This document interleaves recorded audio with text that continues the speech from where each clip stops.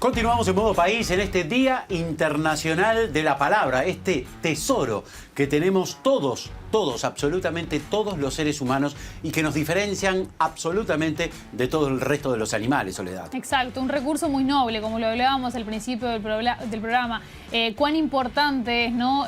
Utilizar la palabra de la mejor manera, saber elegir las palabras, saber comunicarse para que el diálogo se dé y que, por supuesto, se dé la paz entre las naciones. Por eso es que se termina creando este Día Internacional. Para profundizar sobre el tema, es que tenemos muchísimo gusto de recibir directamente desde Washington, Estados Unidos, al doctor Washington Abdala, representante del Uruguay en la OEA y también, bueno, licenciado y catedrático en Ciencias Políticas, entre otras varias profesiones. Bienvenido, Washington, un gusto conversar contigo.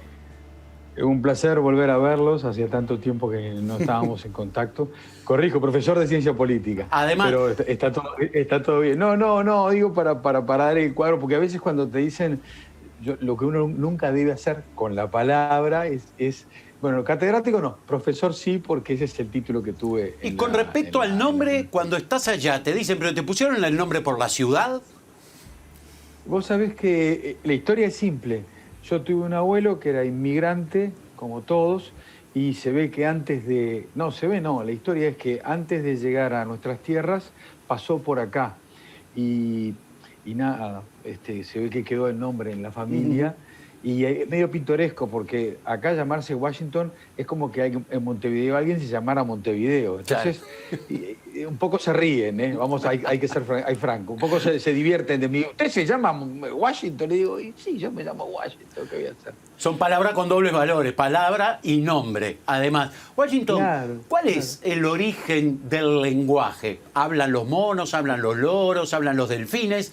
Pero ¿cuál es la diferencia de esta palabra que estamos utilizando entre nosotros en relación, obviamente, al resto de los animales? ¿Cuál es ese origen?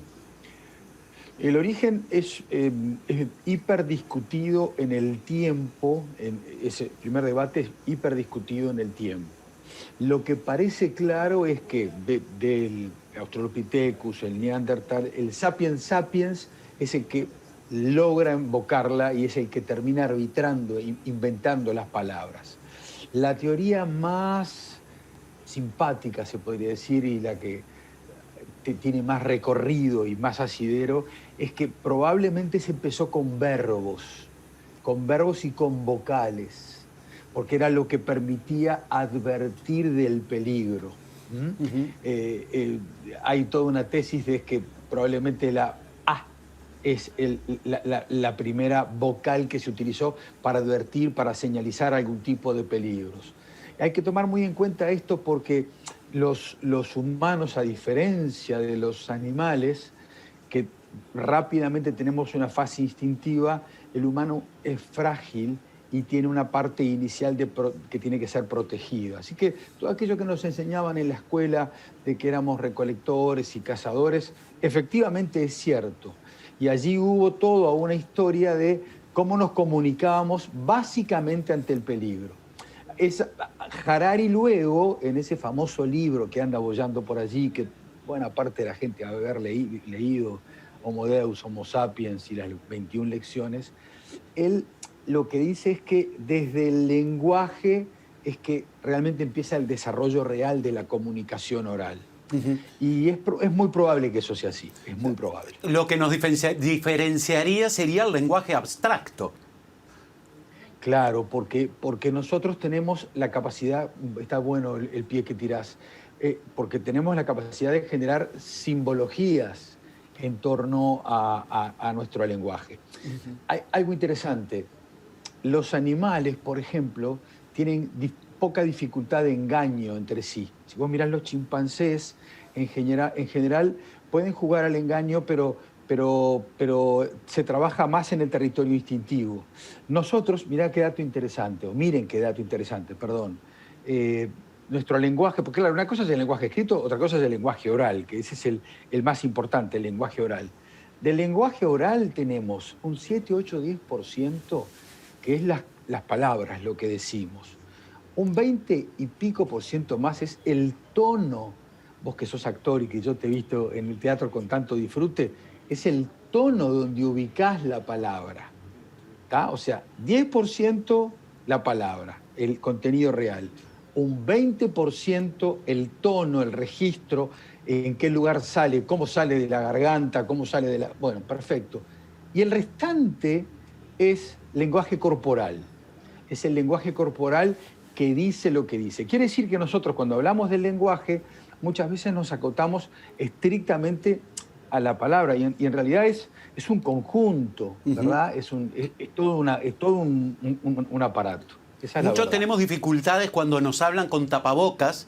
Si bien no sabemos leer los labios, hay una coherencia entre el movimiento de labios de la otra persona y lo que yo estoy escuchando. Por lo pronto a mí me lleva a preguntar muchas veces, 2 veces qué, porque no logro ver la palabra en la boca del otro.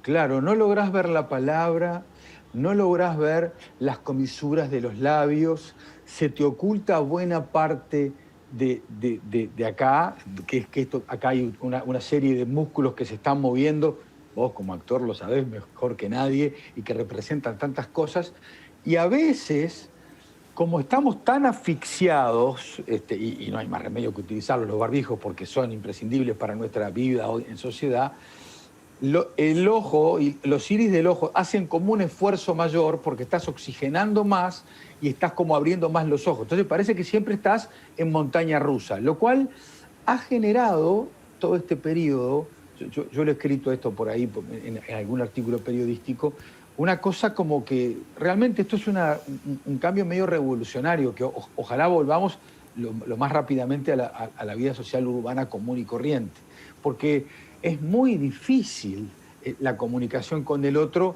a través de la distancia. Ayer, por ejemplo, yo no tengo impedimentos para hablar de los temas de fondo de mi trabajo, pero un debate que se tenía, y esto sí lo puedo comentar, es, bueno, más o menos presencialidad. Y yo estaba en la teoría franca que decía, a ver, las tareas que realizan los comunicadores que representan a los países en territorios multilaterales, si no es cara a cara, y si no es conversando, es prácticamente imposible. O sea, esto mismo que hacemos, este esfuerzo monumental que hacemos nosotros, ustedes a través de la pantalla y yo a través del Zoom, requiere mucha capacidad, buena voluntad y te diría hasta entrenamiento. Estaba sintiendo hace un rato una conferencia donde la estaba presentando el doctor Chediak sobre temas vinculados al terrorismo y es tan difícil porque se corta, quedás frisado, quedás congelado, tenés que volver, tu estado de ánimo no es el mismo, te cambia el talante, perdés el hilo comunicacional. Entonces, tener que vivir en estos tiempos son tiempos donde también todos nos hemos entrenado en alguna medida estos instrumentos, que tienen una fenomenal ventaja, es verdad, porque vos y yo y nosotros ahora estamos comunicándonos, dale va, pelota va y pelota viene, pero también tienen una dificultad para captar lo sutil, el matiz, eso que te digo, el pequeño tono, esas cosas lo hacen realmente muy complicado. Y bueno, esto viene de la historia de los siglos, por algo hemos evolucionado, por algo como bien decías vos, la simbología que tiene que ver con el lenguaje es tan importante. Uno a veces capta más la simbología y lo que implica todo eso, lo connotativo y lo denotativo, que el lenguaje en sí mismo. Es más, el lenguaje es al final lo que termina colofonando todo eso. Washington, ¿qué valor ha tenido el recurso de la palabra, de la comunicación en la historia de la humanidad? ¿Qué valor tiene hoy y qué reflexión, ¿no?, podemos hacer un día como hoy en el Día Internacional? Somos la palabra, y ese es el gran descubrimiento de Harari en esos libros, y me parece que es fantástico que él lo haya podido escribir. Es un gran divulgador. Yo sé que hay gente que lo discute a Yuval Harari, pero es un gigantesco divulgador. Y la verdad es que la palabra lo es todo. La palabra es todo. Es esto que estamos, este puente de diálogo en el que estamos conversando ustedes y nosotros, y podemos construir entendimientos. Sin la palabra no hay capacidad de entendimientos. Vivimos en base a los relatos que nos hacemos unos a otros y que nos convencemos, y esto hay que decirlo con mucho respeto, desde el relato religioso, que es un relato, una narrativa. Hay quien tiene fe y entiende que eso es otra cosa que es mucho mayor, pero si se lo mira desde el punto de vista de la historia, es una narrativa, ¿verdad? Es, de alguna manera, es no diría un cuento, pero es mucho más que un cuento, es una historia. Entonces nos hacemos historias en torno a nuestros dioses, nos hacemos historias en torno a cómo tenemos que convivir con los sistemas democráticos, nos hacemos historias en base a nuestros derechos y vamos construyendo en base a la palabra todo esto. Rousseau decía que la palabra expresaba los sentimientos. Y yo creo que llega tarde, porque en realidad lo sabemos desde el principio. O sea, lo sabemos, como dice Harari, desde el Sapiens, desde el principio, que la palabra expresa sentimientos, emociones, sentires.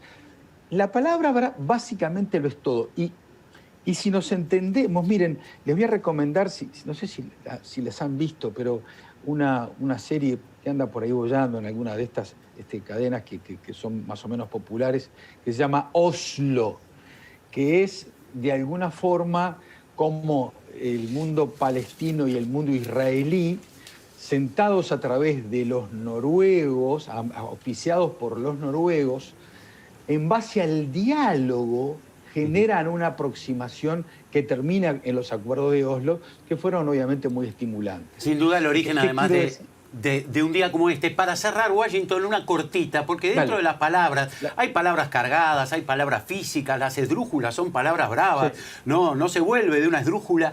Pero te pregunto, Fontana Rosa decía que las malas palabras deberían ser proscritas, que había que proscribir las malas palabras porque no había palabras malas. Por otro lado, Dolina dice que no, que las malas palabras deben ser clandestinas, porque si no, pierden toda su fuerza. ¿De qué lado te pones? Los dos tienen razón.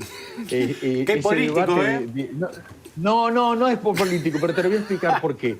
Fontana Rosa, cuando hace ese comentario, lo hace delante de los capos de la Academia del Idioma Español.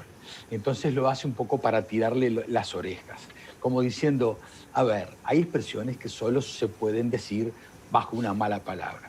Y en realidad las malas palabras no existen, son las palabras que utilizamos en la currícula cotidiana. A ver, y hay palabras que se inventan.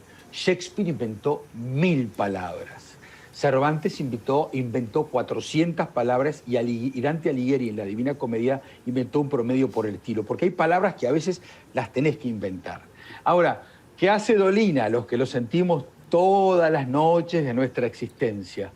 Hace un uso inteligente del recurso de la no mala palabra, para no abusarse de la tribuna. Yo diría que son dos, en el fondo, vos lo entendés, Lorenzo, son dos narrativas distintas. Absolutamente.